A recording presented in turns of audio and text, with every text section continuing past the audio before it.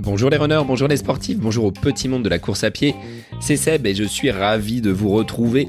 Ça n'a pas été une mince affaire pour vous retrouver aujourd'hui pour ce 87e épisode du podcast À côté de mes pompes. J'ai cru ne jamais pouvoir enregistrer cette introduction pour présenter mon épisode du jour. En effet, depuis lundi, je suis presque aphone. J'ai perdu ma voix. Alors c'est pas le Covid, j'ai comme une angine, comme des maux de gorge qui font que je ne peux pas monter dans les aigus. Alors c'est un petit peu compliqué, notamment quand on est prof, de devoir intervenir devant une classe sans avoir sa voix. Ça a fait rire mes élèves, ça a entraîné des moments un petit peu cocasses, mais il faut avancer malgré tout. Donc les remèdes naturels, le thym, le citron et le miel sont mes amis depuis ce début de semaine. Je prends soin de ma voix. Là, grâce au micro, j'ai pu augmenter le gain et vous permettre d'avoir quelque chose qui soit quand même audible. Et c'est bien là l'essentiel. En ce qui concerne ma rentrée sportive qui devait s'effectuer ce dimanche avec une course, donc un 10 km entre route et nature à côté de la maison, j'ai décidé de ne pas y prendre part. D'une parce que je ne me suis pas entraîné de toute cette semaine, le mal de gorge est encore présent. Alors il y a un deuxième facteur qui fait que je ne prends pas part également à cette première course de l'année, celle qui aurait dû me voir accrocher un dossard, c'est que depuis quelques semaines, je suis gêné par une pointe située entre le fessier et la hanche qui m'empêche d'avoir une totale liberté de mes mouvements. Donc vous voyez peut-être moins de course à pied pour ceux qui me suivent sur les réseaux à la fois sociaux et sportifs comme Strava. J'ai mis de côté un petit peu la course à pied. Le kiné que j'ai pu voir pour traiter un petit peu ce problème me disait que je manquais de souplesse. Alors ça c'est quelque chose qui n'est pas nouveau, ça fait 40 ans que je manque de souplesse et en termes d'activité de gymnastique, vous me verrez jamais faire une roulade. J'en suis incapable, mais au-delà de faire des roulades, je manque de souplesse au niveau de mes articulations et il va être temps vraiment de se concentrer et d'axer une bonne partie de mon travail donc sportif sur cette souplesse. Travail donc de renfort. La course à pied sera donc moins présente dans les prochaines semaines au niveau de mon planning sportif, mais j'ai envie de ne plus être embêté, gêné par ces soucis de dos qui sont quand même récurrents pour les personnes qui écoutent le podcast. À plusieurs reprises j'en ai parlé. Régulièrement sur le mois de juillet-août, phase de décompression en tant qu'enseignant, j'étais souvent bloqué.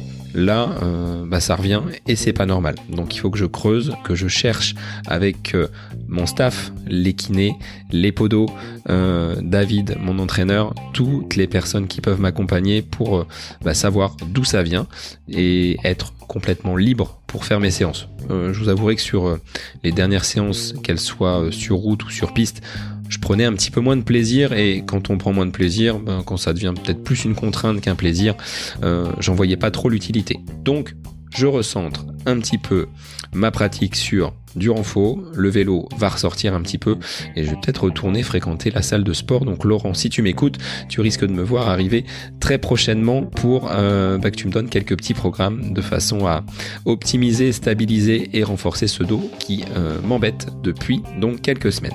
Alors passons à la présentation de mon invité du jour et pour ce 87e épisode du podcast, j'ai eu l'immense plaisir d'échanger avec Ermanno Di Micheli.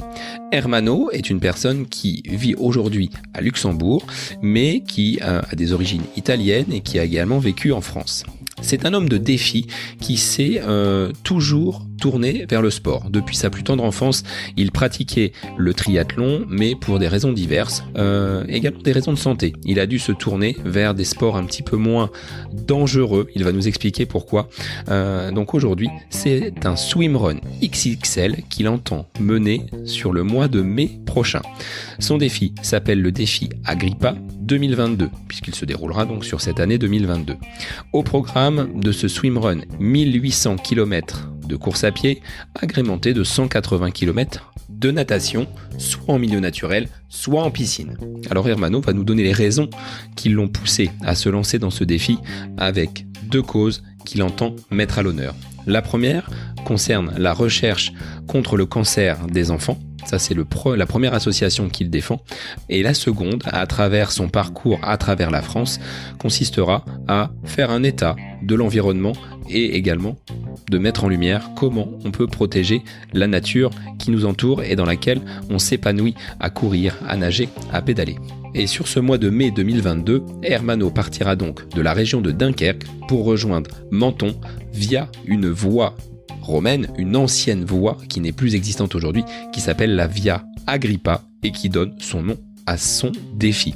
Alors, merci Hermano de t'être livré donc dans cet épisode. On te connaît à travers d'autres podcasts que tu animes et co-animes. Moi, voilà, je tenais à t'inviter pour mettre en lumière ce projet qui t'anime et qui mérite d'être soutenu. Moi, je vous souhaite une bonne écoute en compagnie d'Hermano Di Micheli pour son défi Agrippa 2022. Bonjour Hermano, merci d'être l'invité du podcast aujourd'hui. Alors, c'est un exercice que tu connais, parce que tu es toi-même podcasteur. Mais aujourd'hui, j'avais envie de t'inviter parce que tu es en pleine préparation d'un projet qui s'appelle Agrippa 2022. Alors, j'aimerais en savoir plus et que les auditeurs puissent découvrir qu'est-ce que tu fais en ce moment, pourquoi ce défi, dans quelles conditions tu le réalises. Et puis, avant cela, je vais te laisser te présenter, nous dire qui tu es et on verra un peu comment tu es venu au sport.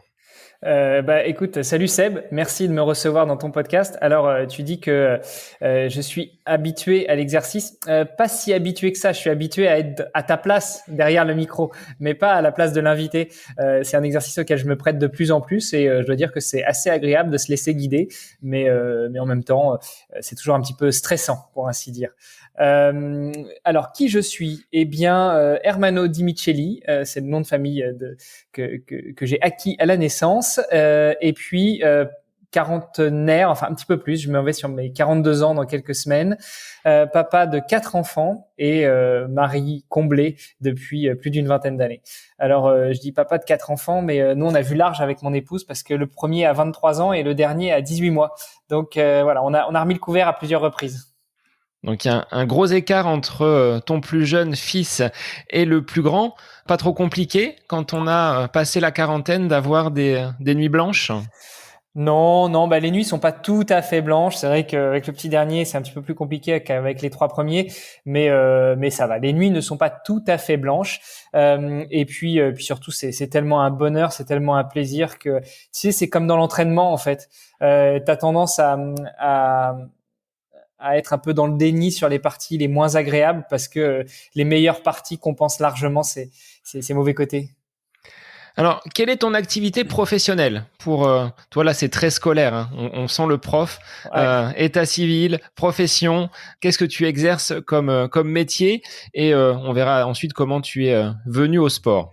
Alors, qu'est-ce que j'exerce? C'est plutôt qu'est-ce que j'exerçais. J'étais banquier, notamment ces 15 dernières années, j'étais au Grand-Duché du Luxembourg. Alors, stop, chers amis françaises et français, non, ce n'est pas un paradis fiscal. J'ai payé plus d'impôts en vivant au Luxembourg qu'en vivant en France. C'est juste un endroit très agréable à vivre, un petit peu sombre l'hiver parce que comme dans le nord de la France, il fait pas toujours très beau, mais à part ça, c'est quand même un coin que j'affectionne tout particulièrement. Donc ces 15 dernières années, j'étais banquier à Luxembourg. J'avais commencé ma carrière déjà en tant que banquier chez Société Générale. Je sais pas si on peut dire les marques, mais dans ce cas-là, tu couperas, Sébastien. Ils nous en voudront pas, je pense. Donc non, on leur fait un peu de pub en plus. C'est ça. Donc de toute façon, Société Générale, c'est une banque assez connue en France. Donc voilà, j'ai commencé ma carrière chez SG, mais pas à Paris, à Milan. J'ai commencé en Italie. Ça m'a permis de me rapprocher un petit peu de mes origines. Et puis après, j'ai vadrouillé un petit peu entre banque, cabinet d'expertise comptable, cabinet d'audit, cabinet de commissariat aux comptes, avant de revenir dans le domaine bancaire, côté service aux investisseurs. Donc là, c'est plus pour ceux qui connaissent un petit peu le monde bancaire. C'est-à-dire que j'étais pas derrière un guichet dans une agence, mais j'étais dans les centraux, ce qu'on appelle, c'est-à-dire dans les locaux du siège social, plutôt à faire des calculs pour les investisseurs et notamment ces fameux calculs de prix pour les gens qui veulent investir dans les fonds. On calculait le prix de chaque part de fonds. Donc, je sais qu'il y a quelques temps en off, on avait parlé de éventuellement investir dans l'immobilier. Je t'avais soumis l'idée des FCPI ou des SCPI. Et donc, pour calculer les prix auxquels tu vas tu vas investir, auquel tu vas rentrer dans les fonds, eh bien, il y a des gens qui faisaient le travail qui font le travail que je faisais, c'est-à-dire on calculait ses parts. Voilà. Alors, comment tu en es sorti? Tu as abandonné cette vie au Luxembourg, cette profession donc de banquier à la Société Générale. Est-ce qu'on peut en parler? Est-ce que c'est des choses qui sont évocables sur ce podcast? Mais bien sûr, moi j'ai aucun tabou.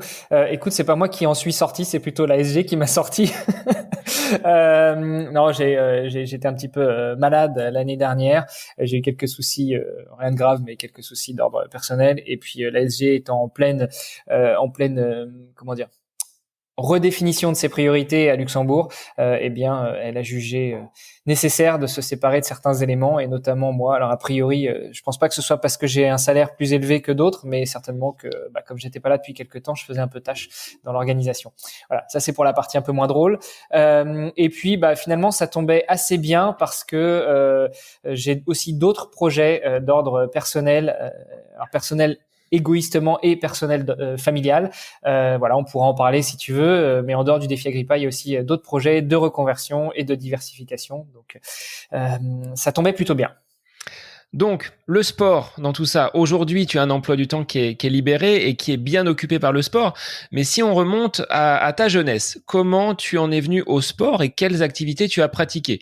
Là, aujourd'hui, on va parler essentiellement course à pied, natation. Est-ce que c'était déjà ces sports que tu pratiquais en culotte courte, ou est-ce qu'il y a d'autres sports qui t'ont passionné avant de venir sur ces activités d'endurance?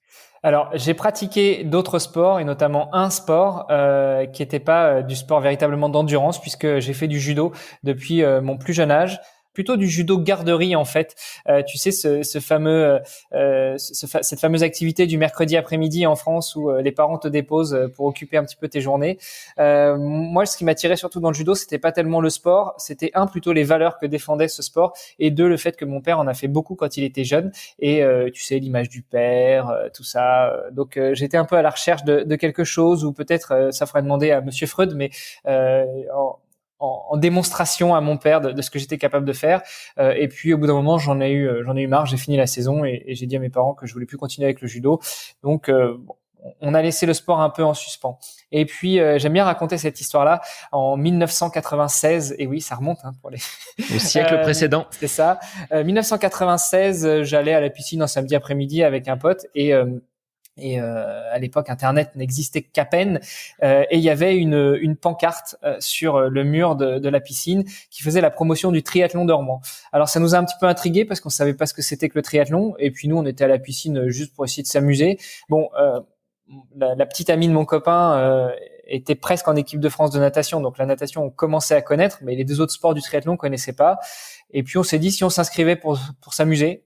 Ce qu'on a fait, bon alors lui il a jamais pris le départ, mais moi bien mal m'en a pris, ou bien m'en a pris, puisque j'ai pris le départ de cette course et je suis tombé amoureux du triathlon. Je suis tombé amoureux du triathlon pour plusieurs raisons. La première, c'est le triple effort. En fait, j'ai bien aimé cette discipline enchaînée qui finalement en encapsule 3, voire même 4 si on rajoute la préparation physique généralisée ou la muscu à côté. La diversité aussi de l'entraînement, parce que contrairement à quelqu'un qui va s'entraîner tout le temps en course à pied, ou tout le temps en natation, ou tout le temps dans le foot, ou tout le temps dans le handball, enfin dans toutes ces disciplines dans tous ces sports monodisciplines, et en fait on diversifie énormément les entraînements. Il y a une chose dont on parle de plus en plus, mais dont on parlait pas à l'époque en 96, enfin fin des années 90, début des années 2000, c'était l'entraînement croisé. Finalement en triathlon tu fais tout le temps de l'entraînement croisé. En natation tu travailles ta respiration, tu travailles ton endurance, tu peux aussi travailler ta résistance à la haute intensité, le travail cardiaque.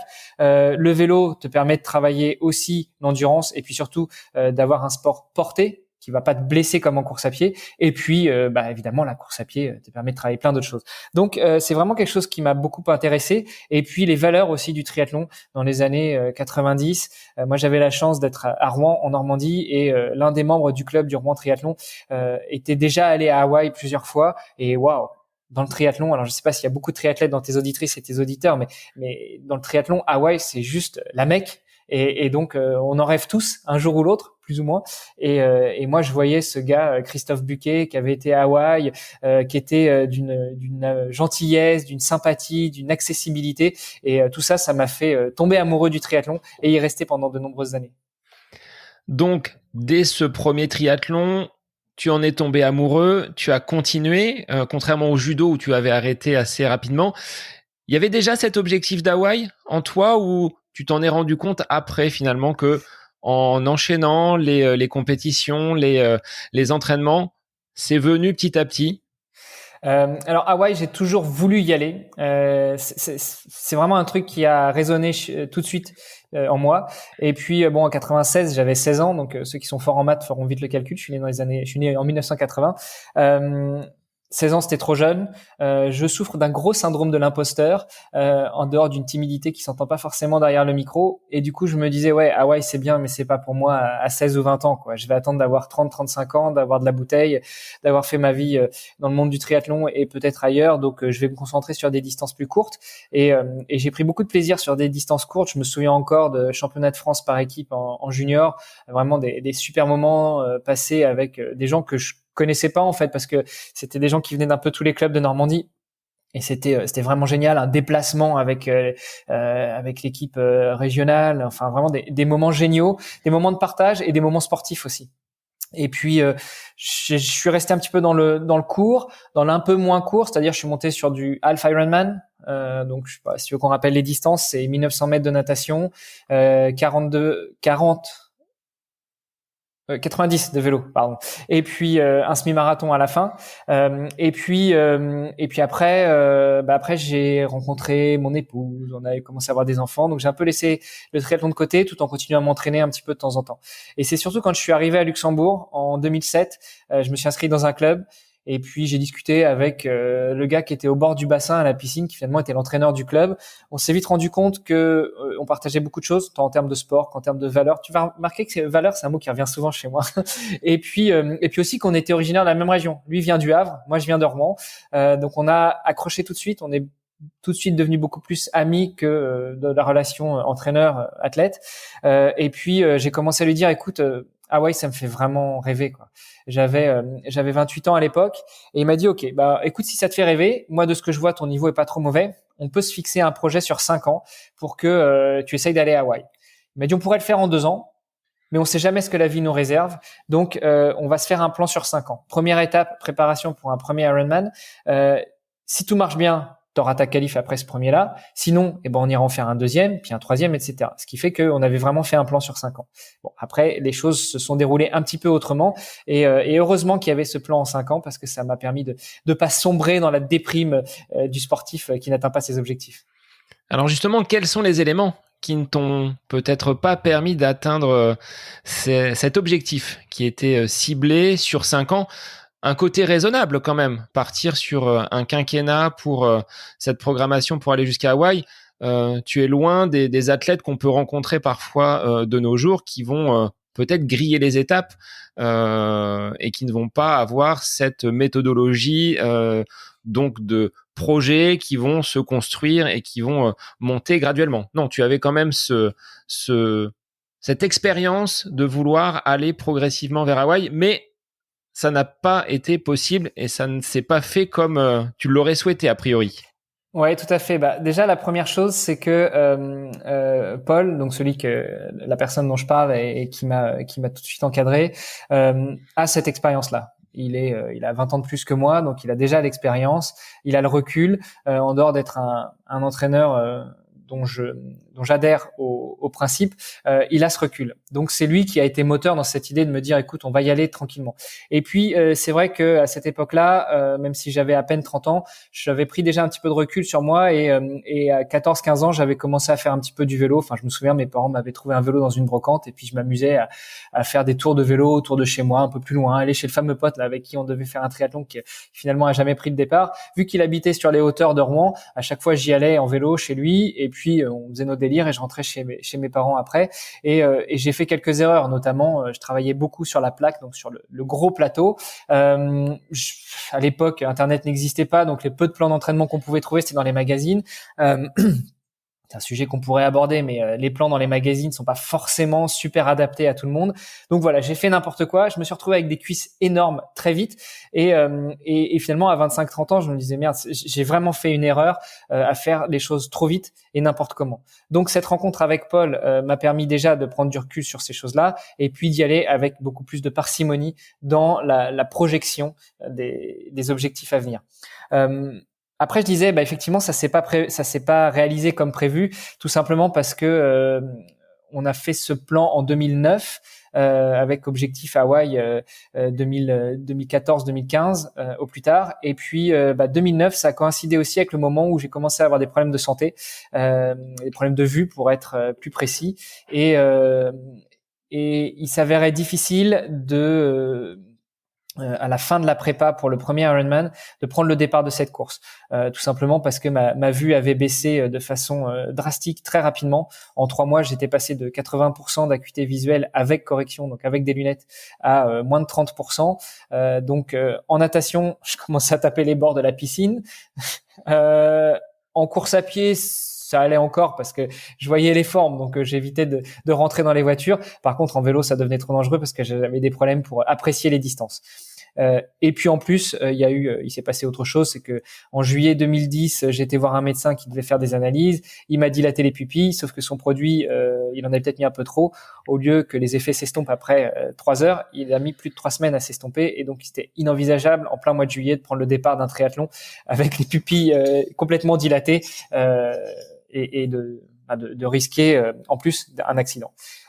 Donc on a fait un trait sur ce premier Ironman, et puis après presque 2 ans de préparation, d'implication, et puis aussi des petits soucis familiaux avec mon petit dernier qui avait des problèmes de santé liés à des allergies qu'on n'avait pas su déterminer avant que un certain médecin prenne le dossier en charge. Ça fait que finalement l'objectif Ironman a été laissé de côté. Et puis comment tu l'as vécu de se préparer justement pendant 2 ans et à quelques encablures de l'objectif de devoir renoncer? Ça met un coup au moral, je pense, et pas seulement qu'au moral. Enfin, l'état physique derrière peut aussi se déliter un petit peu parce qu'il y a plus ce qui t'anime, cette flamme que tu voyais au loin et qui là même mécaniquement avec ses yeux qui n'étaient plus en mesure de suivre. Comment tu l'as vécu? Alors déjà, pour revenir un petit peu sur toute l'histoire, ma perte d'acuité visuelle, je l'ai pas trop mal vécu parce que finalement ça n'a pas été aussi violent, même si ça a été rapide, ça n'a pas été aussi violent que quelqu'un qui a un accident de voiture ou autre et à qui à qui on doit couper un membre. Voilà, quelqu'un qui doit se faire amputer d'un membre. Ça n'a pas été aussi violent que ça. Donc finalement, c'est une dégradation d'un état de santé général qui s'est fait au fur et à mesure et que j'ai pu un peu accepter psychologiquement. C'était plus dur pour ma famille, c'était plus dur pour mes proches qui voyaient que il y avait des choses que j'étais plus en mesure de faire. Je pouvais plus conduire, je pouvais difficilement continuer à faire du vélo. Une chose toute bête, mais regarder la télé en famille, j'entendais ce qu'ils disaient, mais je distinguais plus suffisamment bien les images pour en profiter comme le reste de la famille. Donc pour eux, c'était plus dur. Et finalement, c'était par ricochet la difficulté que eux ressentaient que je reprenais après en pleine face. Et puis après, le non-départ à ce premier Ironman qui était préparé depuis presque 2 ans, ça a été un peu dur. Mais finalement, pour revenir sur ce que je te disais tout à l'heure, monter un projet sur 5 ans, ça m'a permis de me dire, ok, c'est pas là. Ce sera dans 6 mois ou l'année prochaine, et puis après on verra. Bon, après il y a eu aussi le problème de santé de mon fils, comme je disais, qui ont fait que ce sera pas non plus l'année d'après, mais plutôt l'année suivante. Et puis après, on n'a pas continué dans le projet parce qu'on s'est dit recommencer tout à zéro. Là, ce sera plus sur 5 ans, ce sera sur 7 ou 8 ans. Mon épouse était pas non plus enchantée à l'idée de me voir reprendre l'entraînement 40 heures par semaine et pas être beaucoup à la maison. Donc on a laissé ce projet-là de côté. Mais finalement, c'était pas si dur que ça à vivre en soi, même si ça met un coup au moral quand tu ne peux pas prendre le départ. Après, j'ai fini par l'accepter. Est-ce que tu as eu peur à un moment donné que cette vue se dégrade encore plus et que tu perdes carrément l'usage de tes yeux? Alors c'est pas tellement la peur de la perte de la vue que j'avais, c'était plutôt la peur de ne plus pouvoir profiter de certaines choses de la vie, et notamment, je l'ai dit, mon fils est né en 2009, numéro 3 sur 4, et quand mes problèmes de vue sont apparus, je me suis dit mince, est-ce que dans 10 ans je pourrais encore le voir, quoi. Entre 0 et 18-20 ans, c'est là où on profite à fond de ses enfants, parce que c'est là qu'ils évoluent, c'est là qu'ils grandissent, etc. Et je me disais, est-ce que je le verrais grandir? Ça, c'était dur à accepter. Après, tout le reste, écoute, il y a d'autres sens qui se développent, on apprend le braille, voilà. Mais c'était surtout le fait de plus voir mes enfants grandir qui me faisait mal. Et est-ce que tu as trouvé une solution à ces problèmes de vue? Comment tu as pu les solutionner? Est-ce qu'il y a aujourd'hui où tu en es et comment tu arrives à pratiquer encore le sport? Alors, après ce fameux examen où je suis resté avec les pupilles dilatées pendant 3 semaines, que j'ai pas pu prendre le départ de l'Ironman, je me suis dit, ok, je vais faire une petite pause là, quelques semaines, quelques mois, arrêter de chercher, parce que j'étais en train aussi de vadrouiller un peu partout, d'un spécialiste à l'autre pour aller trouver des solutions. Alors, habitant au Luxembourg, ça a l'avantage et l'inconvénient que t'es au milieu de tout, mais t'es aussi au milieu de nulle part. Pour aller à Paris, tu prends un TGV, en 2 heures, t'es à Paris, donc tu peux voir le spécialiste que tu veux. Pareil pour Strasbourg ou autre. Enfin, j'ai même poussé parfois jusqu'à Bordeaux. Tu peux aller facilement en Allemagne, en Belgique. J'ai vu tout un tas de spécialistes. Ils étaient quasiment tous d'accord sur le fait que mon problème de vue, c'était une dégénérescence de la cornée. Par contre, ils n'étaient pas tous d'accord sur l'évolution qui allait encore intervenir ou pas, et 2, le traitement à appliquer. Alors, t'en as qui me proposaient des opérations plus futuristes les unes que les autres, t'en as qui me proposaient des greffes de cornée. Et puis finalement, quand j'ai eu un consensus avec 2-3 médecins qui m'ont dit on peut essayer une greffe de cornée. Alors, je te laisse imaginer, hein, quand on parle de médical et que le médecin te dit on peut essayer. Bon, bref. On en a parlé avec mon épouse et puis on s'est dit ok, on va partir sur la greffe de cornée, en tout cas d'une cornée, d'un œil, et c'est ce que j'ai fait en Allemagne en décembre 2011. J'ai été inscrit sur la liste la liste d'attente pour la greffe de cornée, et puis dès qu'il y a eu, c'est bête à dire, mais dès qu'il y a eu un décès de quelqu'un qui correspondait à mes données physiologiques, eh bien ils m'ont appelé, ils m'ont dit voilà, vous avez 48 heures pour venir et pour vous faire opérer. Donc je me suis fait opérer d'un œil à droite. J'ai assez vite récupéré, je suis remonté jusqu'à quasiment 60% d'acuité visuelle, et puis bizarrement c'est très vite redescendu aussi. Et là c'est l'ascenseur émotionnel, c'est-à-dire que clairement, ouais. Il y a une avancée et puis hop, ça retombe aussitôt. Bon, tu te dis est-ce que je vais devoir repasser encore par ce processus-là, ou est-ce qu'il y a d'autres solutions? Mais je vais te laisser les évoquer. Je pense qu'il y en a. Donc, il y en a, mais alors sur le coup, entre l'Ironman, le projet qui était décalé, puis annulé, puis les problèmes de santé de mon fils, puis la greffe qui finalement a pas pris, et ben je me suis dit ok, stop, j'arrête de chercher, je vais continuer à vivre comme je peux. A priori, ça va pas se dégrader plus. Là aussi, j'avais un consensus. On m'a dit ça se dégrade vite et beaucoup, mais au bout d'un moment, ça fait un plancher et ça se dégrade très très très lentement. Donc je me suis dit stop, j'arrête de chercher, je prends du recul, j'essaie de reprendre une vie à peu près normale. À l'époque, j'avais à peine repris le travail, mais en reclassement interne à mi-temps. Donc j'étais dans une phase de questionnement, pour ainsi dire. Et puis un jour, par hasard, mon épouse a vu un reportage à la télé sur un grand pont à l'hôpital américain de Neuilly, donc près de Paris. Et puis, je sais pas ce qui lui a pris, elle a décroché le téléphone, elle a appelé, elle a demandé pour avoir un rendez-vous. Hasard du calendrier, la secrétaire a dit je viens d'avoir une annulation, si vous voulez, c'est demain à 14h. Ni une ni deux, je suis monté dans le TGV, direction Paris, et puis j'ai été à ce rendez-vous. Et le gars m'a dit moi je sais exactement ce que vous avez. Bon, ça, en même temps, ça faut dire, tous les médecins en général te disent je sais ce que vous avez. Oui, c'est un peu leur domaine, donc ils savent de quoi ils parlent, je pense. Donc, mais il m'a dit alors déjà un truc, il m'a dit moi je n'aurais pas fait la greffe. Ok, on est toujours plus intelligent après, mais surtout il m'a dit ça va continuer à se dégrader. Arrêtez de chercher. Il n'y a pas de véritable solution miracle. Par contre, moi je connais une contactologue. Une contactologue, c'est quelqu'un qui maîtrise la technique d'adaptation des lentilles, qui en plus est ophtalmo. Donc c'est un médecin qui a fait une formation pour adapter des lentilles. Il il m'a dit clairement, elle fait des miracles. Donc, allez la voir. Si elle n'arrive pas à vous adapter des lentilles spéciales, je pense que personne n'y arrivera. Mais déjà, si vous y allez et si elle trouve une solution, vous pourrez certainement mieux vivre en attendant que ça continue à se dégrader un peu plus. Donc, j'ai quand même toujours un peu cette épée de Damoclès sur la tête, que ça va continuer à se dégrader. Ce que j'ai fait, j'ai été la voir. Ça a pris plus de 2 ans, mais on a réussi à adapter des lentilles spéciales sur mesure et en plus des lentilles souples parce qu'à la base on était parti sur des lentilles rigides, c'est-à-dire des morceaux de verre qu'on se met sur les yeux, quelque chose que j'ai jamais réussi à supporter parce qu'à chaque fois que je posais ça sur mes yeux, je pleurais toutes les larmes de mon corps jusqu'à ce que je les enlève, et avec les lentilles souples ça marche super bien. Donc on a réussi à adapter des lentilles souples. Je suis revenu avec ces lentilles à quasiment 100% d'acuité visuelle. Je revis, je vois mes enfants, je vois la couleur du monde, je vois les formes, j'arrive à apprécier les distances. Enfin voilà. Et tu ne chutes plus en vélo, même si parfois c'est d'autres événements et d'autres éléments qui viennent te percuter pour te mettre à terre. Au niveau de cette dégénérescence liée à la vue, est-ce que tu l'as identifié? Est-ce que c'était quelque chose de génétique ou est-ce que c'est venu de façon vraiment subite?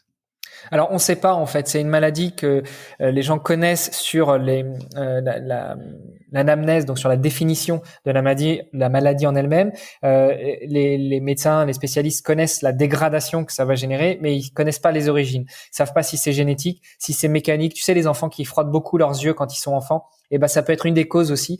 Donc, chères auditrices, chers auditeurs, si vous nous entendez, si vous avez des enfants qui se frottent les yeux, mettez-leur des moufles pour pas qu'ils frottent trop fort. Enfin, je prends ça à la rigolade, mais a priori, ça pourrait être une des raisons.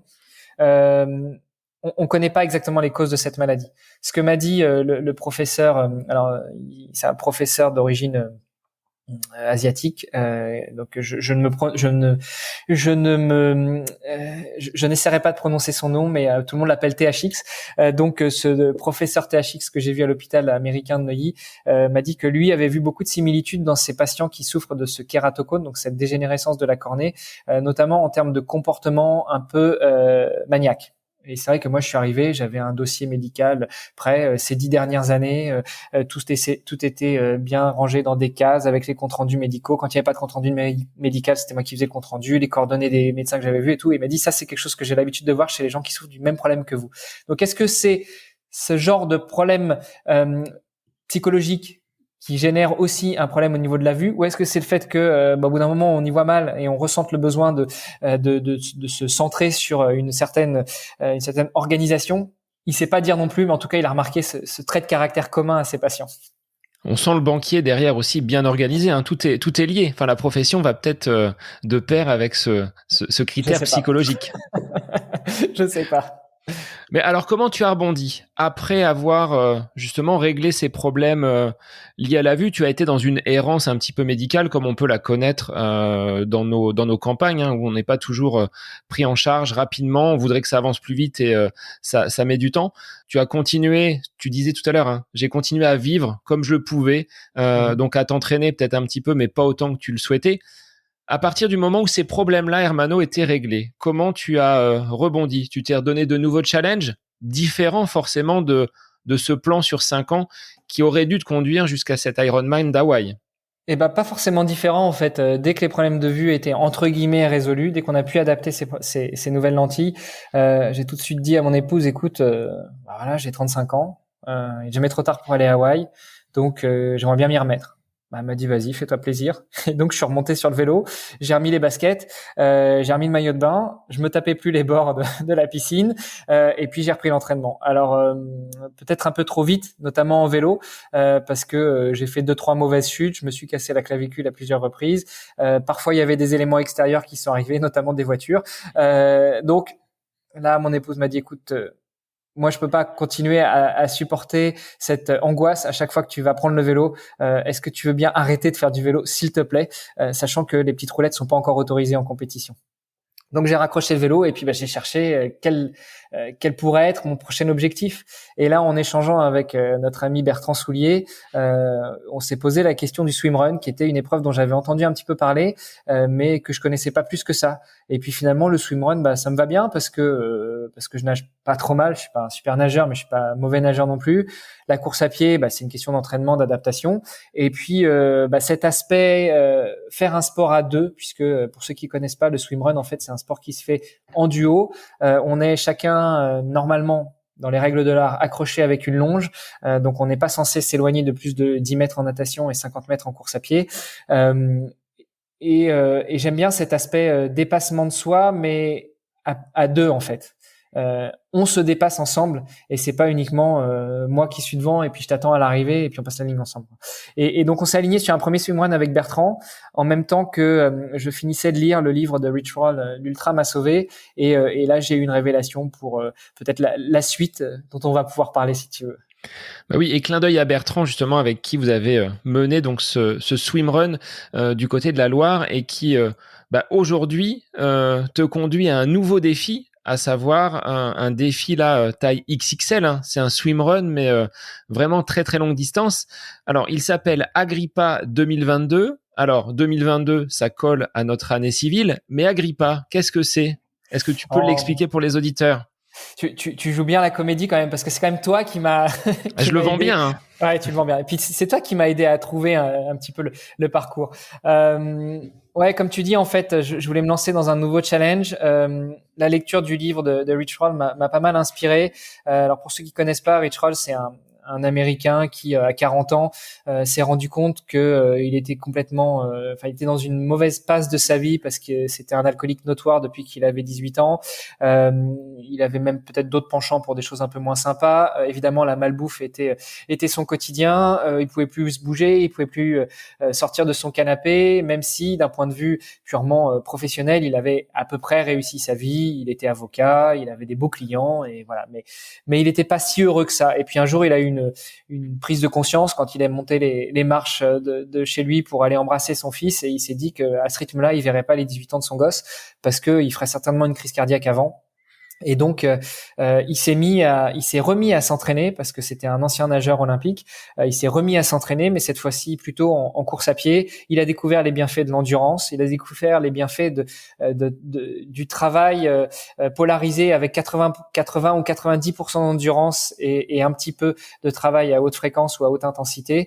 Et puis, avec un copain, ils se sont lancés dans un défi XXL aussi, à savoir de faire 5 Ironman en autonomie complète autour d'Hawaï, pour revenir un petit peu aux sources du sport. Et quand j'ai lu ce livre, je me suis dit, ok, voilà, en fait, c'est ça ce qu'il me faut. C'est pas prendre des départs sur des courses, aller faire le kéké avec d'autres personnes dont certaines sont d'un niveau bien supérieur au mien et d'autres sont derrière. Mais en fait, moi, j'aimerais bien les aider aussi, ceux qui sont derrière. Et puis en plus, on était en pleine fin de pandémie et je me suis dit, il me faut un défi off. Mais quel défi off on va pouvoir se trouver?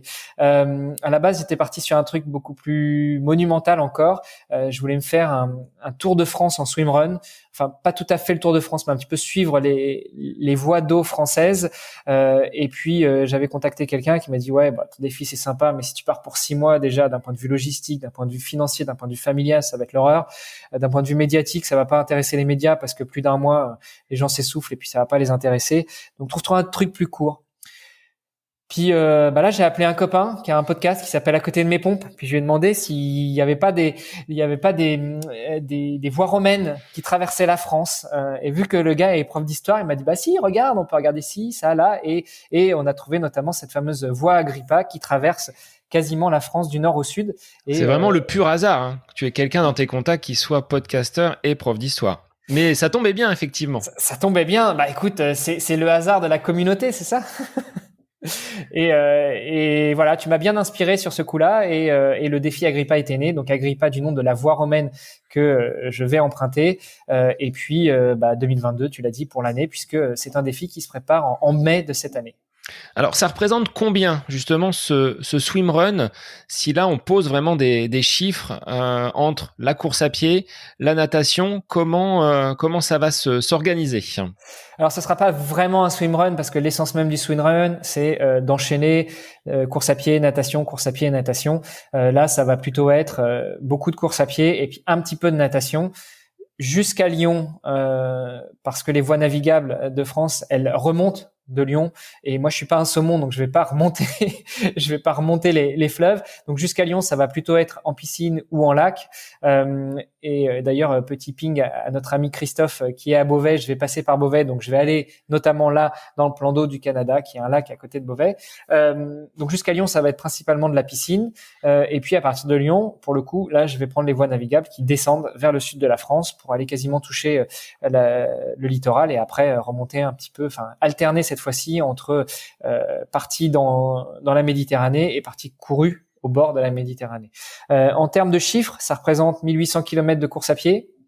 Ça représente 18 000 mètres de dénivelé positif, donc c'est pas énorme hein, pour les trailers qui nous écoutent, qui font des courses de 160 ou plus kilomètres et qui font entre 10 et 20 000 mètres de dénivelé sur ces 160 kilomètres. Bah voilà, moi les 18 000, je les aurais sur 1800.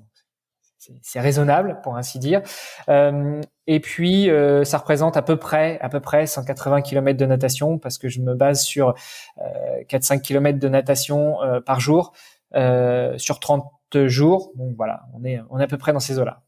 Alors, ce sera 30 jours consécutifs de sport, ou est-ce que tu t'accordes quand même des journées un petit peu off pour récupérer un petit peu? Alors avec Paul, on s'est dit qu'il allait falloir s'organiser des journées off. Donc l'idée, c'est d'avoir du off en dégressif, pour ainsi dire. On va faire 9 jours non-stop, prendre une journée de pause, 8 jours non-stop, une journée de pause, 7 jours non-stop, puis après, on arrive quoi. Et en moyenne, tes étapes seront composées de combien de kilomètres en course à pied et combien de natation, les jours où il y aura de la natation? Ah bah de la natation, il y en aura tous les jours et ce sera, enfin en moyenne, mais ça va tourner autour d'un marathon et demi, donc autour de 60 km par jour. Et comment on s'y prépare? Alors depuis quand tu as commencé cette préparation pour ce défi, et au quotidien, comment tu t'organises? Parce que en dehors donc de ces entraînements, tu es aussi papa, 4 enfants, un métier également, podcasteur. Comment tu fais pour que tout ça rentre dans un emploi du temps, je l'imagine, très très serré? Eh ben c'est au chausse-pied. Alors la prépa, elle a commencé vraiment. Alors j'ai commencé à en parler, à y penser en septembre 2020, vraiment à la fin des vacances, et on s'était parlé d'ailleurs dans ces alentours-là.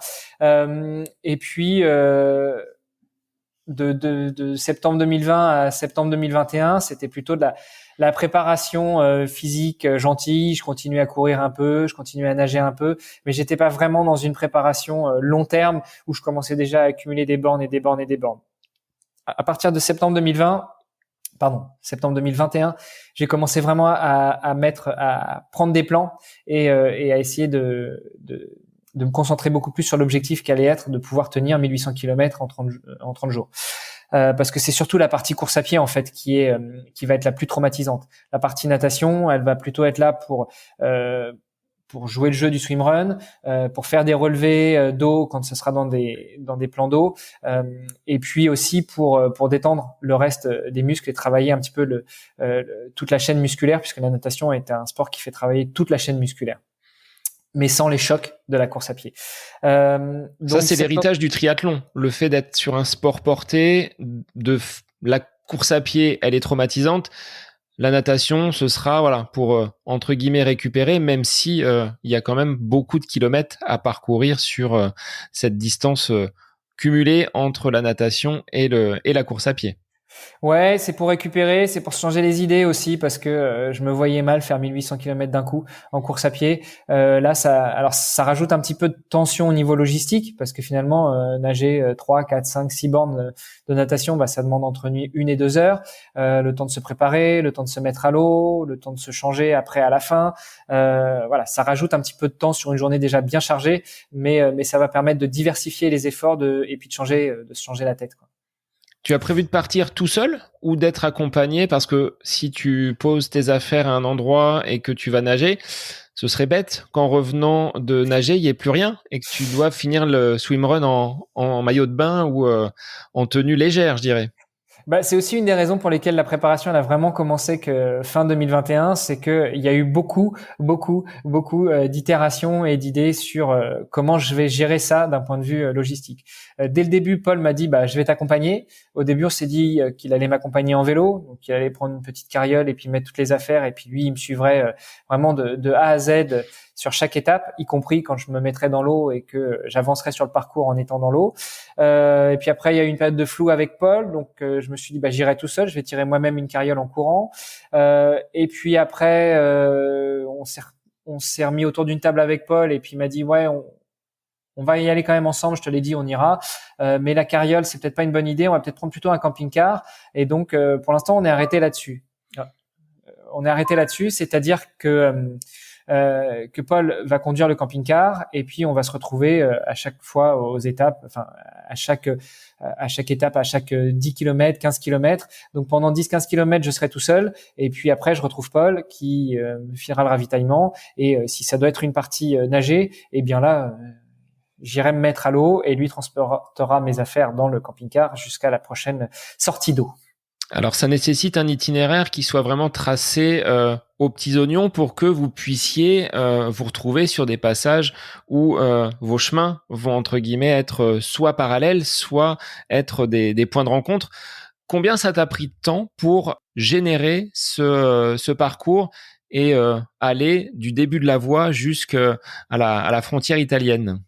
Alors, de manière générale, l'itinéraire assez global, il est très vite sorti parce que même si on n'a plus de traces maintenant détaillées de la Via Agrippa, on a quand même des informations et notamment cette fameuse table de Pettinger qui reprend les différentes étapes, donc les différentes villes de la Via Agrippa. Avec Google Maps, c'est assez facile de mettre le nom de toutes les villes où on doit passer et puis d'avoir un tracé qui se dessine. Donc ça a été fait assez vite et maintenant, on est en tout cas quand on enregistre, on est à 79 jours du départ du défi et avec un ami également qui fait partie de la communauté des hamster runners, on est en train de regarder le parcours beaucoup plus en détail où là on prend chaque étape et on regarde exactement où est-ce qu'on va passer. De manière générale, je dirais mais c'est plutôt Knack en vrac en l'occurrence qui s'occupe de cette partie-là.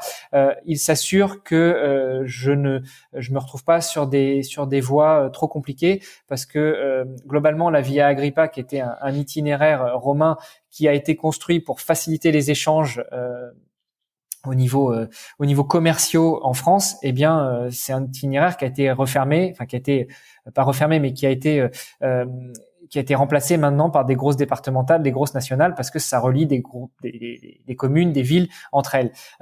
Donc l'idée, ça va être de prendre un petit peu des chemins de traverse sans trop s'éloigner de ce fameux chemin, de cette fameuse voie romaine Agrippa. Donc ça devrait être assez facile avec Paul de se retrouver, de se dire on part de Beauvais, on va direction Amiens, donc dans 15 km, il y a un croisement entre le chemin de traverse que je prends et puis la nationale, et on se retrouve là et c'est là qu'on se fait le ravito. La difficulté, elle est peut-être au niveau des plans d'eau et des points où tu vas pouvoir nager parce que est-ce que sur toutes les journées, tu as réussi à caler une piscine et les horaires d'ouverture également? Est-ce que tu vas trouver au moment où tu arriveras de ta sortie course à pied une piscine ouverte pour pouvoir réaliser la natation que tu as prévu de faire ce jour-là? Comment tu l'envisages ça? C'est un petit peu le boulot qui me reste à faire. Il faut que je repasse sur l'itinéraire de Knack pour aller chercher les piscines soit en plein milieu de l'itinéraire, soit au départ ou à l'arrivée. Puisque je vais partir chaque jour du point où je suis arrivé la veille, et l'idée, pour essayer de minimiser le nombre de piscines, c'est de nager une fois le soir dans une piscine et d'y renager le lendemain matin, et puis de pas y repenser le jour 2 et le jour 3 d'aller chercher une piscine où je nagerai le soir et puis le lendemain matin. Voilà. Comme ça permet d'avoir la moitié de piscine à chercher. Mais effectivement, il faut réussir à coordonner déjà une piscine à côté de là où on va s'arrêter, qui soit une piscine à 60 km du départ de la veille à peu près, et puis au niveau des horaires d'ouverture, parce que même si je peux envisager de partir à 6 heures du matin, au mois de mai il commence déjà à faire jour à 6 heures, c'est pas dit qu'un pépin nous empêche sur la route d'être à l'heure à 18 heures à la piscine, ou peut-être même que la piscine ferme à 16 heures, et dans ce cas-là c'est un peu compliqué d'aller y nager, quoi. Et c'est toute cette logistique que tu dois gérer en plus d'un entraînement. Là, tes semaines, elles ressemblent à quoi, Hermano? C'est combien d'entraînements, si tu peux le préciser aux auditeurs, combien de sorties, combien de kilomètres? Est-ce que tu t'accordes quand même un temps pour dormir et récupérer? Alors déjà, il y a une journée off dans la semaine. Ça, c'est quelque chose que m'a imposé Paul. Il m'a dit, même si pendant le défi, les journées off, elles interviendront après 9 et puis 8 et puis 7 jours, là, il faut que pendant la préparation, je m'octroie une journée off, donc sans sport, vraiment, pour que le corps puisse récupérer. Donc, ce qui fait que mes semaines d'entraînement, elles sont sur 6 jours. Et sur 6 jours, je faisais le calcul la dernière fois. Alors, il y a 5 bi-quotidiens et un tri-quotidien.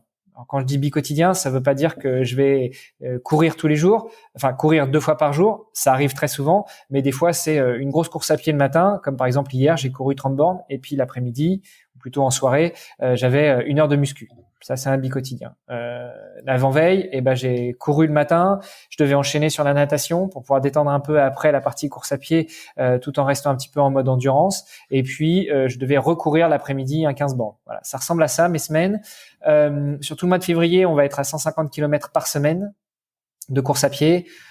La partie natation et autres, c'est un peu anecdotique, mais en général, c'est 2 à 3 séances par semaine de natation et 1 à 2 séances de musculation. Et puis, en mars, ça va devenir beaucoup plus intense. On va monter jusqu'à 180 km par semaine. Et avril, on n'a pas encore établi parce que ça va vraiment dépendre en fait de comment j'encaisse sur le mois de mars. Si on peut tirer encore un petit peu sur avril ou si on va s'octroyer tout le mois d'avril en mode décharge pour être prêt, pour partir frais et dispo le 30 avril. D'accord, donc ça ce sera le point de départ. Est-ce que tu ressens déjà aujourd'hui quelques petites tensions, quelques tiraillements, quelques points de vigilance? Je dis rien, mais on en a parlé en off. Mais il y a quand même des petits signes auxquels tu dois prêter attention pour que ta monture puisse te conduire jusqu'à la fin de ce défi. Tout à fait, sachant que ma monture, finalement, c'est mes jambes. On s'était dit avec mon coach, avec Paul, que janvier allait être un premier mois test où on allait monter en intensité. Jusqu'au 31 janvier, jusqu'au lundi 31 janvier, tout s'est très bien passé. Et c'est bizarre, ça correspond à la fin du challenge 496 de Bertrand. Et puis, mardi 1er février, patatras, je suis parti pour une course du matin de 10 bornes, sachant que j'avais 22 km de programmé l'après-midi. Et pendant le 10 bornes, j'ai ressenti une grosse douleur au niveau du genou. Et quand je suis rentré, mon coach m'a dit, OK, on fait un stop pendant 2 jours. Ça va te permettre de récupérer. Et puis le reste de la semaine, on va le faire plus light que prévu. J'avais la chance d'avoir rendez-vous chez le kiné le soir même. Le kiné a regardé. Pour lui, en fait, il n'y avait pas d'atteinte très grave. Simplement, mon quadri externe est plus musclé et plus sollicité que le quadri interne. Et donc, ce quadri tire sur la rotule, ce qui génère les douleurs. Donc, il m'a dit effectivement, fin de semaine un peu plus tranquille, essaye de plus nager que de courir, ce que j'ai fait. Et puis, on va pouvoir reprendre après sur le rythme 150 km de course à pied par semaine à partir de la semaine où on est là en train d'enregistrer. Pour l'instant, ça tient, même s'il y a quelques douleurs. Tu vois, hier, j'avais une sortie de 30 bornes. Après le 22e kilomètre, j'ai ressenti un coup de poignard au genou. Je me suis arrêté 5 minutes, j'ai mangé un peu et puis j'ai pu repartir. J'ai eu une nuit un peu difficile parce qu'un peu douloureuse, mais on n'en est pas au niveau de douleur d'il y a 10 jours. Donc, c'est plutôt rassurant à ce niveau-là.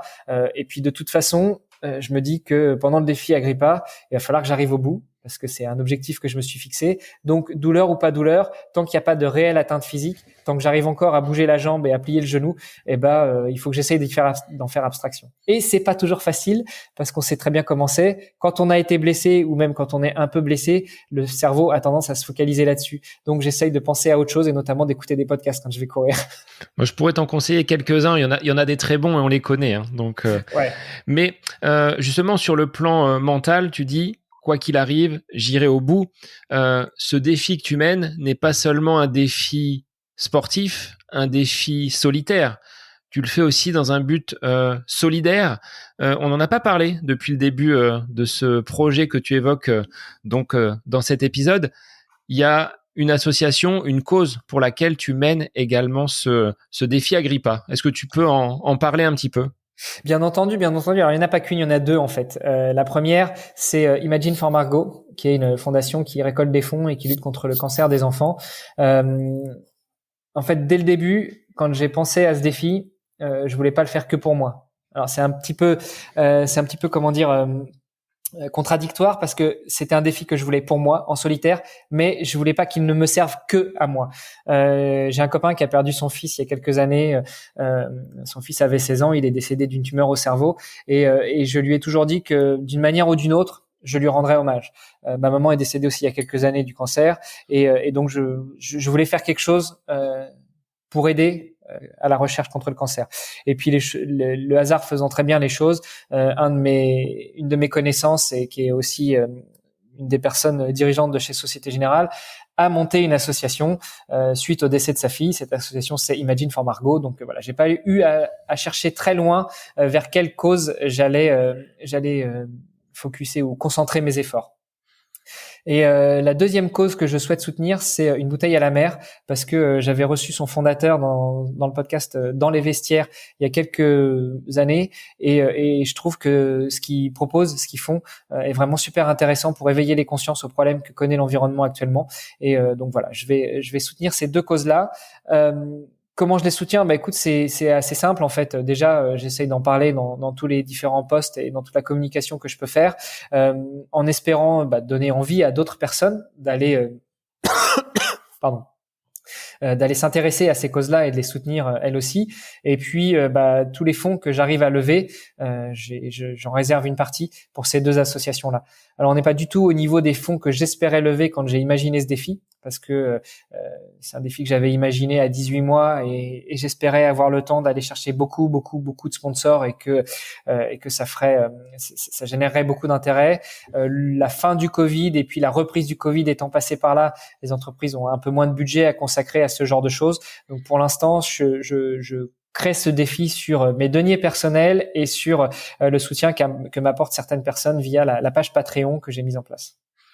Et justement, tu le disais tout à l'heure, hein, pour revenir sur l'association que tu souhaitais mettre en avant, tu vas faire des relevés dans les plans d'eau, dans les cours d'eau où tu vas aller nager. Peut-être pas dans les piscines parce que là, c'est tracé, et il y a déjà suffisamment de chlore. Mais dans les espaces un petit peu naturels, ouais, tu as envie d'aller faire des analyses pour voir un petit peu l'état des eaux françaises. Oui, tout à fait. Alors, on n'a pas encore trop avancé sur les discussions avec une bouteille à la mer, mais ça fait partie des idées que j'ai, d'aller relever la qualité des eaux des différents lacs ou cours d'eau que je pourrais rencontrer, que j'aille nager dedans ou pas d'ailleurs. Hein. Je veux dire, quand on traverse un coin, quand on court, il est pas rare qu'on rencontre des cours d'eau. Donc voilà, je vais me balader avec mes petites fioles dans le camping-car et puis je vais faire des relevés. Et puis à chaque fois, je vais mettre sur une étiquette où c'était, la position GPS, le lieu, la date et l'heure. Et puis après, je remettrai ça à une bouteille à la mer et on verra ce qu'on arrive à en faire. Et puis de faire un état des lieux, peut-être des zones naturelles que tu vas parcourir à pied, hein, avec tout ce qu'on peut trouver dans la nature.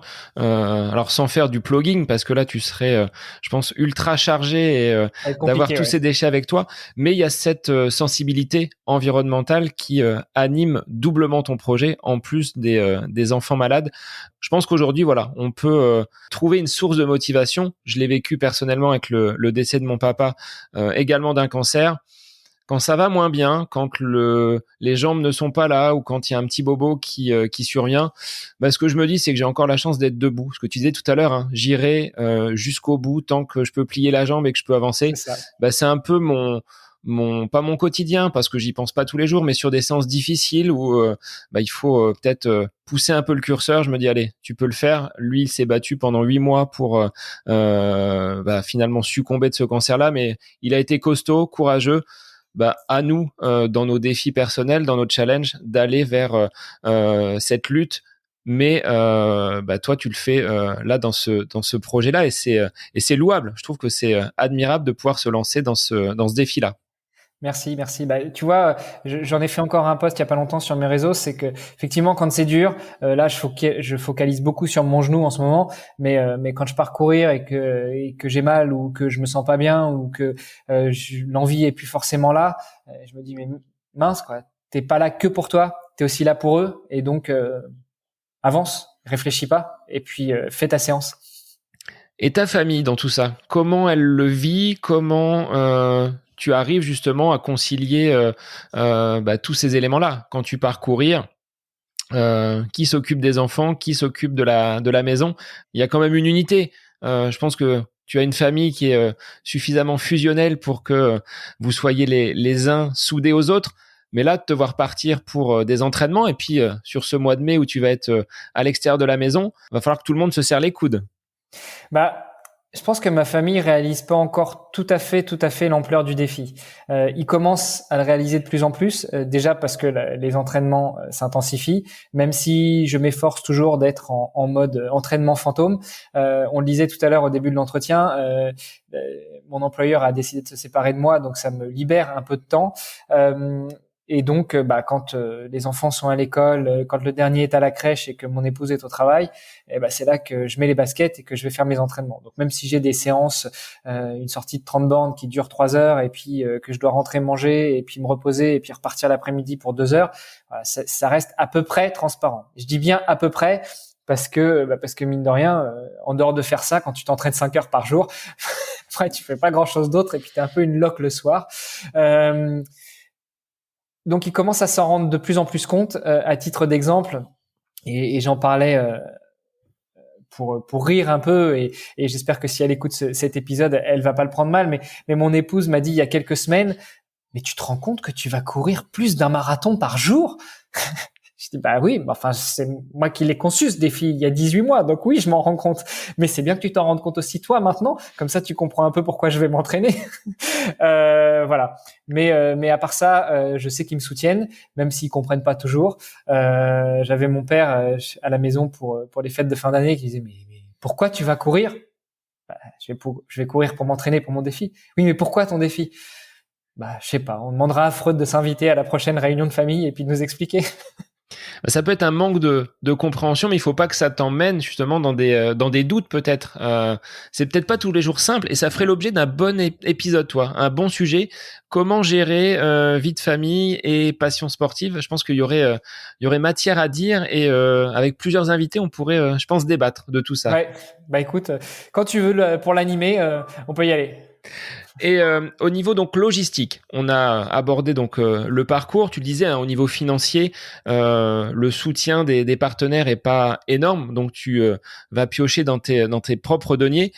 Sur le tracé, l'hébergement, donc l'objectif ce sera peut-être d'avoir le camping-car.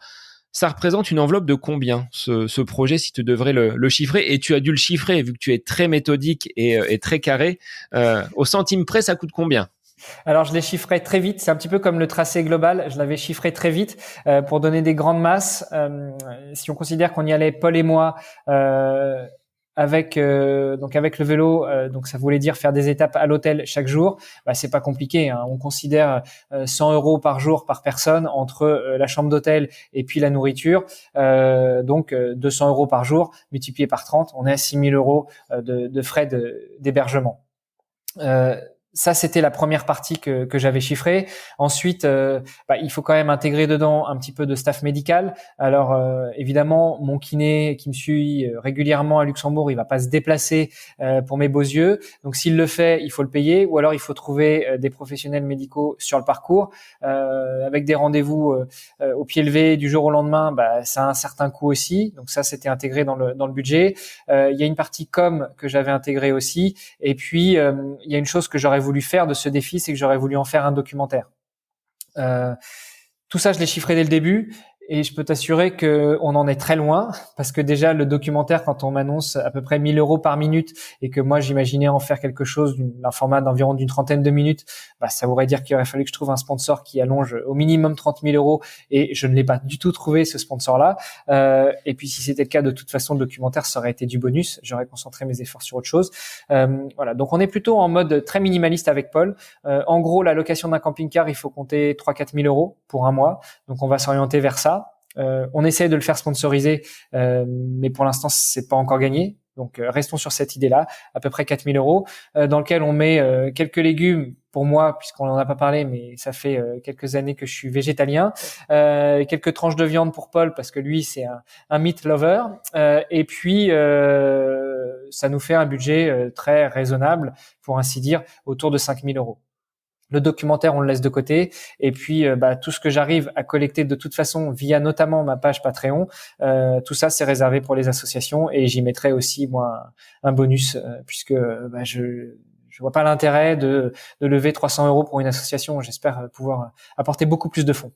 Et est-ce que tu penses sur le parcours que les médias locaux pourront relayer ton aventure? Est-ce que tu comptes sur peut-être l'engouement populaire au niveau local pour que des gens viennent courir avec toi, viennent t'accompagner? Est-ce qu'il y a un plan de communication vraiment établi, ou est-ce que tu espères que les gens qui te croiseront pourront relayer ce beau projet?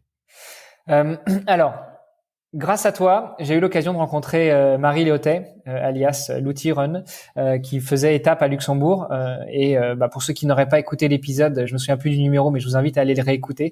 Marie est une personne vraiment exceptionnelle, tant en termes de ce qu'elle véhicule, mais aussi du projet qu'elle accomplit, à savoir elle fait un tour du monde en courant. Marie est très minimaliste dans son approche justement avec les médias et elle a pas tort dans le sens où ça demande beaucoup d'efforts de contacter des médias, de répondre aux médias, d'être disponible, etc., etc. Ce qui est peut-être un peu plus facile quand on répond à des interviews en podcast parce que on est assez flexible et c'est pas du live et on n'est pas forcément des journalistes et donc avec des exigences telles que certains journalistes. Donc finalement mon défi je l'avais un peu imaginé comme ça aussi, c'est-à-dire voir comment les choses allaient venir et puis s'il y avait des gens que ça intéressait, on verrait ce que ça donne. Vu l'urgence là ces derniers temps parce qu'on on se rapproche du départ et puis au niveau du budget on est quand même très serré et puis surtout on n'en a pas parlé mais on est tous les deux membres pour ainsi dire de la communauté des hamsters running du Hamster Running Club qui est une communauté bienveillante de sportifs montée par Bertrand Soulier. Et il y a des gens qui ont été touchés par mon projet, par les valeurs que je défends et qui se sont proposés pour filer un coup de main. Donc du coup je sais pas si on peut les citer, alors pas tellement pour ne pas plus pour ne pas les mettre mal à l'aise. Donc, disons qu'il y a déjà une personne qui est en Norvège, certains la reconnaîtront, qui s'est proposée pour travailler avec moi sur le communiqué de presse et puis pour établir une liste des médias que l'on va pouvoir contacter de manière glissante. La stratégie qu'on va adopter, on en a parlé, c'est que en gros à un mois avant le départ, on contacte les médias locaux de la région où je serai et puis chaque jour on descend un petit peu dans les régions et on contacte les médias d'après. Donc de manière glissante en fait, on va contacter tous les médias locaux qui devrait y avoir sur le tracé de la Via Agrippa, mais on va tous les contacter pas tous au même moment. Voilà. L'idée, ça va effectivement être d'avoir une couverture médiatique, si possible. Moi, je suis très timide. Alors, c'est pas tellement pour apparaître dans les médias, mais c'est surtout pour parler du projet et surtout pour parler des deux causes que je souhaite soutenir et donc espérer que ça leur fasse du bien. Et à terme, qu'est-ce que tu envisages? Tu disais documentaire. Est-ce que tu vas le faire peut-être à ta façon, avec des images que tu vas prendre sur le parcours et que tu monteras peut-être de façon indépendante, sans avoir un recours et un appel à une société de production? Alors, je vais répondre à ta question, mais je voulais juste finir sur la question précédente. Donc, il y a cette personne en Norvège qui file un coup de main. Il n'y a pas qu'elle. Il y en a d'autres déjà qui donnent toujours de bonnes idées. Il y a aussi quelqu'un dont je parlais tout à l'heure qui est du côté de Beauvais, qui s'est proposé aussi pour filer un coup de main pour faire cette liste des médias, pour regarder aussi quelques points logistiques. Il y a un petit jeune qui fait aussi du podcast quotidien en quelques minutes tous les jours, qui fait un compte rendu de l'actualité sportive qui se rend disponible pour relire le communiqué de presse ou autre et qui va aussi soumettre un article chez Trimag. Donc Trimag, s'il y a des triathlètes qui nous écoutent, ça doit leur parler. C'est une référence dans le triathlon depuis quelques années. Et puis évidemment il y a notre petit lapin californien Sylvain avec qui on produit un podcast. Enfin, c'est surtout lui qui le produit. Moi, je fais que de répondre à ses questions et c'est le podcast justement sur le défi Agrippa où lui me pose des questions sur comment ça s'est passé dans la semaine, quels sont les plans, ou alors on aborde un sujet en particulier. Il choisit les sujets, il choisit les questions et moi je me laisse guider comme on est en train de le faire actuellement. C'est un podcast hebdo que vous pouvez retrouver sur toutes les plateformes et où j'ai tendance à me livrer un petit peu. Ça, c'était pour finir la question d'avant. Pour répondre sur la partie documentaire, en fait, moi, ça fait quelques années, avant même d'imaginer le défi Agrippa, que je fais des petites vidéos à chaque fois que je pars m'entraîner, juste pour le fun. Je me suis dit, voilà, je vais ouvrir une chaîne YouTube. Je vais pas faire mon Cyprien ou autre à parler dans ma chambre. Je vais plutôt parler un petit peu de l'entraînement du jour et puis montrer les paysages dans lesquels je m'entraîne. Alors en ce moment, c'est moins sexy parce que je suis en Moselle, mais avant, quand j'étais à Luxembourg, je trouve que le paysage est vraiment magnifique. Et puis on a prévu aussi de bouger dans le sud de la France avec mon épouse, donc ce sera encore plus sympa. Voilà, il y a quelques années, je me suis équipé aussi d'une GoPro. Donc c'est une habitude que j'ai déjà de faire quelques rushs de chacune de mes sorties. En général, je commence mes entraînements face cam en expliquant quel est le plan de la journée, et puis je fais quelques prises de vue, surtout pour montrer les paysages. Et puis après, à la fin de l'entraînement, je reprends la GoPro et je raconte un petit peu ce qui s'est passé et quel est mon ressenti. Donc ça, c'est ce que j'ai l'intention de faire aussi sur Agrippa. Le fait que Paul m'accompagne un peu plus ou moins, c'est-à-dire à certaines étapes avec le camping-car, je vais lui demander de tenir la caméra aussi pour avoir quelques autres plans. Et puis, si on trouve pas un vidéaste qui serait prêt à faire le job, ou alors une boîte de prod qui serait intéressée par le projet et puis qui voudrait le faire pour un tarif moins conséquent que ce qui m'a été annoncé, et oui, on va essayer de faire un truc nous-mêmes pour montrer déjà les beautés du pays, parce que quand on part de Dunkerque et qu'on arrive à Menton, on va en traverser des paysages, on va traverser des conditions climatiques différentes, on va traverser du plat, de la montagne, du chemin, des champs et autres, et donc j'ai envie de montrer ça aussi. Et puis j'ai aussi comme envie après d'aller parcourir un petit peu les écoles pour montrer aux enfants ce que j'ai fait, pourquoi je l'ai fait, et puis montrer aux petits enfants du Nord qu'il y a des beaux paysages dans le Sud, montrer aux petits enfants du Sud que le Schnorr c'est pas si moche que ça, il y a aussi des beaux paysages, et puis parfois des rencontres avec des gens, voilà. Bon écoute, si tu veux venir le présenter dans mon établissement scolaire, tu connais le chemin, la porte est ouverte.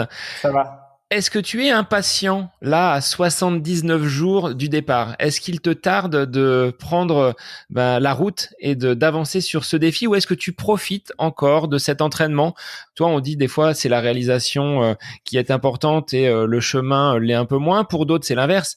Mais là, toi, tu vas avoir quand même un gros chemin à parcourir. Donc, il te tarde peut-être de mettre les baskets et de parcourir les premiers kilomètres de ces 1800 en course à pied et les 180 en natation.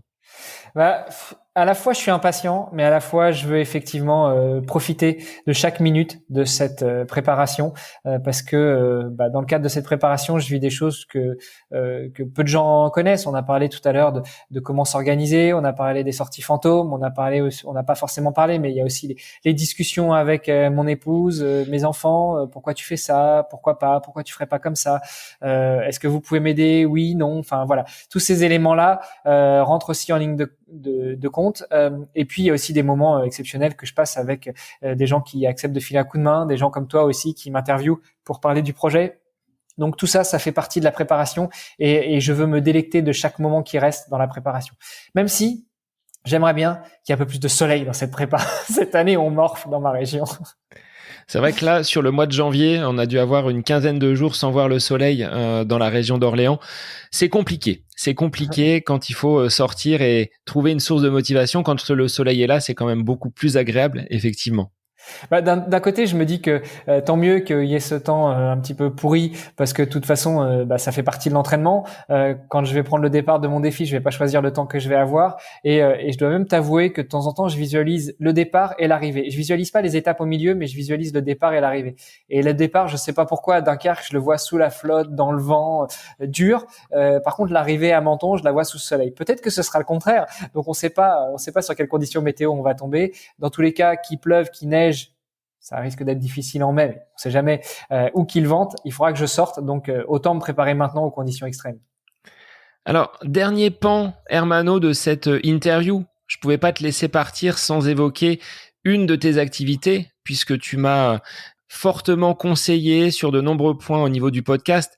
Tu es toi-même un podcasteur, on va dire expérimenté, parce que ça fait longtemps que tu en fais, et tu as monté de nombreux projets, tu mènes et tu animes de nombreux podcasts. Est-ce que tu peux en parler un petit peu? Comment ça t'est venu, et qu'est-ce que tu en tires personnellement de ces podcasts?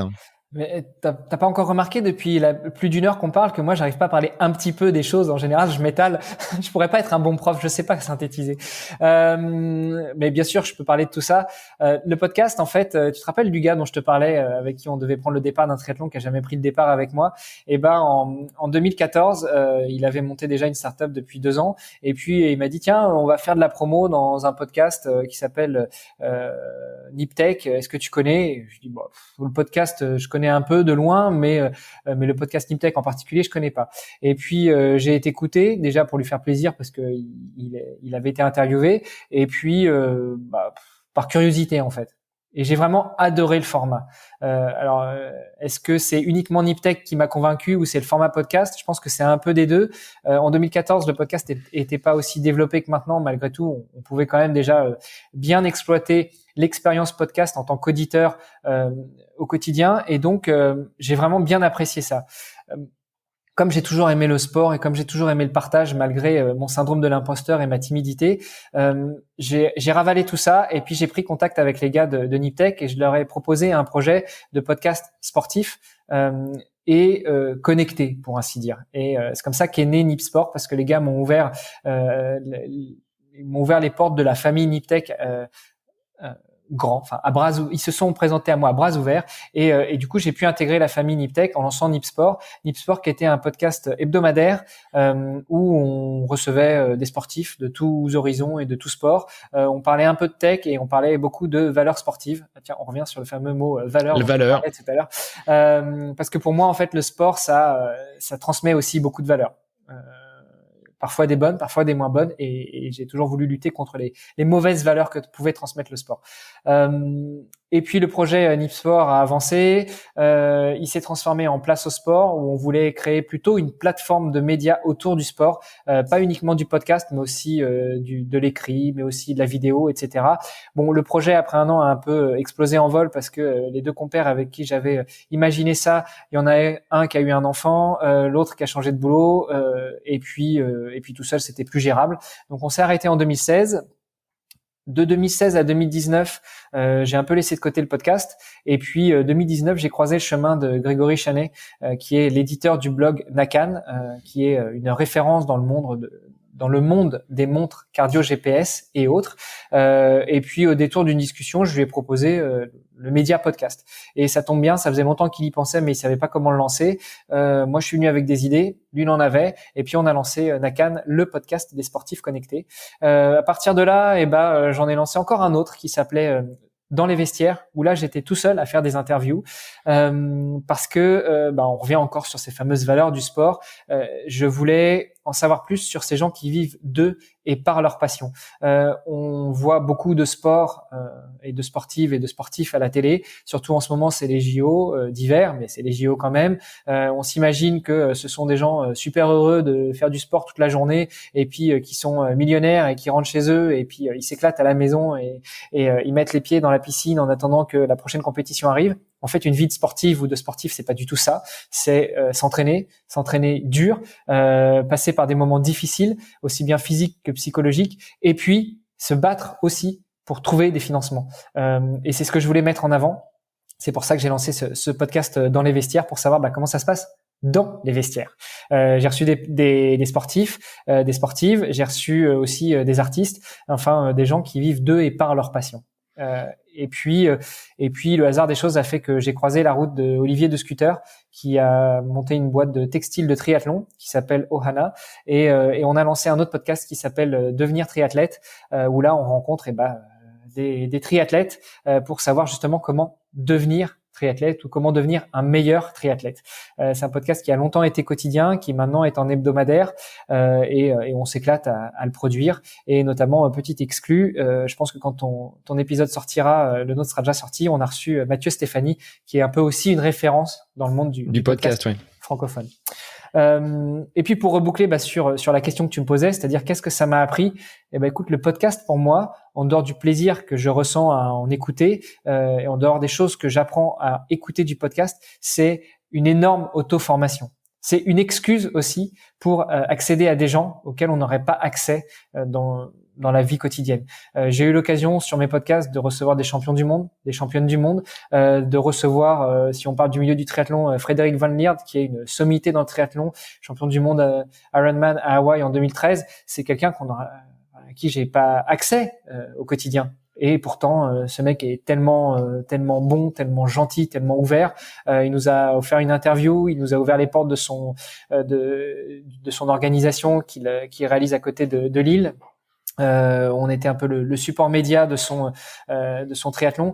Voilà, ça m'a donné accès à des choses comme ça. Dans le cadre du podcast Dans les vestiaires, j'ai interviewé Pascal Gentil, entre autres, 3 fois médaille de bronze aux Jeux Olympiques, qui était pendant un temps pressenti pour être ministre des Sports. Enfin voilà, ça me donne accès à des gens exceptionnels. Là, j'ai parlé que des pointures, mais je peux aussi parler de gens que l'on connaît un peu moins, mais qui réalisent des prouesses exceptionnelles. Et ça, c'est non seulement une énorme fierté, beaucoup de bonheur à parler avec ces gens-là qui sont d'une humilité en général exceptionnelle, et puis une énorme auto-formation. J'ai appris énormément, j'ai appris plus en échangeant avec des gens comme ça que à pratiquer mon sport tout seul.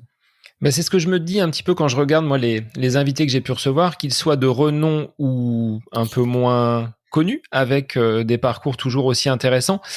C'est que ces gens-là m'accordent un petit peu de leur temps, un petit peu de leur vie, et il y a des liens qui se créent et qui vont rester. Et quand on me demande, est-ce que tu connaîtrais pas quelqu'un qui fait par exemple un swimrun XXL à travers la France, et je vais pouvoir l'orienter vers cette personne-là, en l'occurrence toi, Hermano.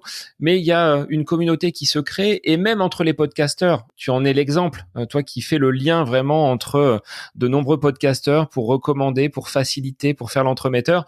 Moi, je tenais à te remercier. Là, c'est du live, merci. Mais ce sera ancré dans cet épisode pour tout ce que tu as pu m'apporter. Quelqu'un comme toi, quelqu'un comme Bertrand sont des personnes qui ne sont pas dans la concurrence. Là, aujourd'hui, notre société est un petit peu rongée par les intérêts un peu personnels et égoïstes.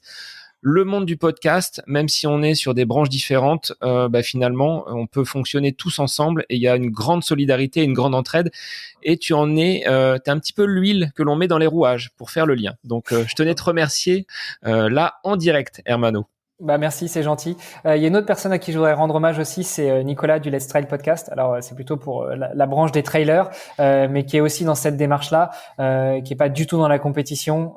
Quand on a l'occasion d'échanger sur des invités ou de se passer entre guillemets des coordonnées d'invités, il le fait très volontiers. Et puis la communauté du Let's Trail Podcast est aussi une communauté qui soutient énormément mon projet, tout comme la communauté des hamsters. Et voilà, je voulais rendre hommage non seulement à Nico en tant que podcasteur, puisqu'on parle de podcasteur, mais aussi à toute la communauté, à tous les gens qui me soutiennent. Alors, sur quel réseau on peut te retrouver si on veut être très pratique? Où est-ce qu'on peut aller suivre tes entraînements et te suivre pendant ce mois de mai qui sera un mois très très chargé sur le plan sportif? Alors, j'essaye d'être à peu près partout. J'ai quelques copains qui me disent que c'est pas bien, qu'il faut choisir un réseau. Moi, j'arrive pas à choisir. Donc, en gros, en général, je fais des posts un petit peu sur LinkedIn, sur Twitter, sur Facebook, mais surtout là où vous pouvez être sûr de m'avoir et puis de m'envoyer un DM facilement, c'est sur Instagram. J'essaye de me mettre à TikTok, mais j'ai plus l'âge. C'est des trucs de gamin. Ça. Je laisse mon fils essayer de s'occuper de ça, mon petit de 13 ans qui s'amuse à essayer d'animer ma chaîne TikTok. Il n'y a pas grand-chose dessus pour l'instant. Mais voilà, le plus simple, c'est Instagram. J'imagine que tu mettras dans les notes de l'épisode. Mais pour ceux qui nous écoutent en courant et qui ont pas le temps de regarder les notes, le profil, c'est Iron Manolux, donc Iron Manolux. Tout ça, c'est de l'héritage de mon passé de triathlète. Ironman parce que triathlon Ironman. Mon surnom c'est Mano, donc Iron Mano, et puis Lux parce que j'ai vécu 15 ans au Luxembourg. Donc voilà, vous me trouverez là-dessus, ou alors un petit Google Hermano Di Micheli. Normalement, on n'est pas beaucoup. Et puis je remettrai, il y a le site Agrippa 2022. On peut retrouver justement l'ensemble des informations et le tracé si les gens veulent t'accompagner sur un petit bout de ton parcours. Ouais, tout à fait. Alors le site c'est agrippa.me pour ceux qui sont plutôt latinophones. Je sais pas si ça se dit, mais bon, en gros, qui parlent espagnol ou italien, ça fait Agrippame, et c'est un petit clin d'œil au film Attrape-moi si tu peux. Voilà. Bon, j'espère que les gens ne t'attraperont pas et que tu iras jusqu'au bout de ce défi. Donc, de Dunkerque à Menton, 1800 km donc en course à pied, 180 km en natation. Donc bon courage Hermano pour ces Merci. 79 jours restants. Il y en aura un petit peu moins lors de la sortie de l'épisode, mais en tout cas, bonne fin de préparation et bon défi. Merci beaucoup de m'avoir reçu, Seb. C'est toujours un plaisir, non seulement d'échanger avec toi, mais en plus, je suis honoré de passer dans le podcast à côté de mes pompes. Eh ben, c'était un petit coup de pouce pour faire le focus sur ton défi et puis également sur le rôle que tu as de papa sportif multi casquette. Donc, mais je note pour le prochain épisode comment gérer finalement vie de famille et vie sportive. On aura matière à discuter avec peut-être d'autres invités. Pour les auditeurs, eh ben moi je vous dis à la semaine prochaine pour un nouvel épisode du podcast À côté de mes pompes.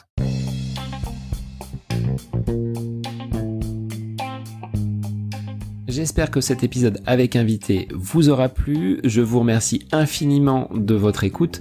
Pour faire remonter le podcast dans les classements, je vous invite à laisser une petite évaluation sur Apple Podcast, 5 étoiles, un petit commentaire, ça me fera énormément plaisir et vous permettrez au podcast d'être remonté, diffusé, déployé sur ces différentes plateformes de façon plus importante encore qu'il n'est actuellement. Et puis je vous invite à me retrouver sur les différents réseaux, Facebook, Instagram. Laissez votre petit message, votre commentaire, ça me fait plaisir d'échanger avec vous. Si vous avez des questions, si vous voulez échanger sur quelconque sujet en lien avec la course à pied, mais pas que, parce que le sport c'est une philosophie de vie et c'est une passion qui nous anime de façon commune, donc n'hésitez pas à venir échanger avec moi. Sur ce, je vous souhaite une bonne fin de semaine, un bon week-end et je vous dis à la semaine prochaine pour un nouvel épisode du podcast À côté de mes pompes.